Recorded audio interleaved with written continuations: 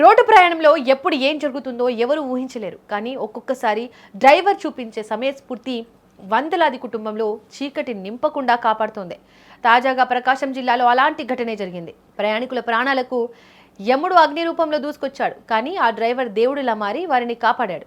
క్షణాల వ్యవధిలో బస్సు అంతా పూర్తిగా బూడిదైనా 36 మంది ప్రయాణికులు ప్రాణాలతో బయటపడ్డారు. ప్రకాశం జిల్లా ఉలవపాడు మండలం భీమవరం అడ్డ రోడ్డు వద్ద నేషనల్ హైవే 16పై శుక్రవారం ఉదయం ఒక ఘోర ప్రమాదం త్రుటిలో తప్పింది. హైదరాబాద్ నుంచి ఆధ్యాత్మిక క్షేత్రం తిరుపతికి కావేరీ ట్రావెల్స్ కు చెందిన ప్రైవేట్ బస్సు ప్రయాణికులతో బయలుదేరింది. బస్సు ప్రకాశం జిల్లా పరిధిలోకి రాగానే అకస్మాత్తుగా ఇంజన్ భాగం నుంచి దట్టమైన పొగలు రావడం మొదలైంది. రోడ్డుపై వేగంగా వెళ్తున్న బస్సులో పొగలు రావడాన్ని గమనించిన డ్రైవర్ అప్రమత్తమయ్యాడు.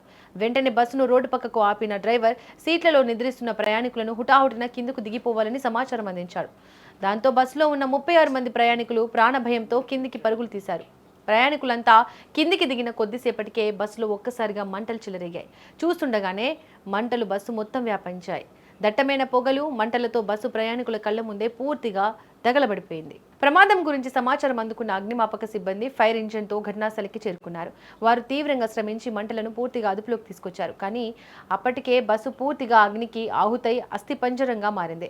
డ్రైవర్ కనుక సరైన నిర్ణయం సరైన సమయంలో తీసుకుపోయి ఉంటే చాలా పెద్ద ప్రమాదం జరిగి ఉండేదని ప్రయాణికులు కన్నీటి పర్వంతమయ్యారు. తమ ప్రాణాలు కాపాడిన డ్రైవర్కు వారు కృతజ్ఞతలు తెలిపారు. ఈ ప్రమాదం కారణంగా జాతీయ రహదారిపై వాహనాలు నిలిచిపోయి కొంతసేపు ట్రాఫిక్ కు తీవ్ర అంతరాయం ఏర్పడింది.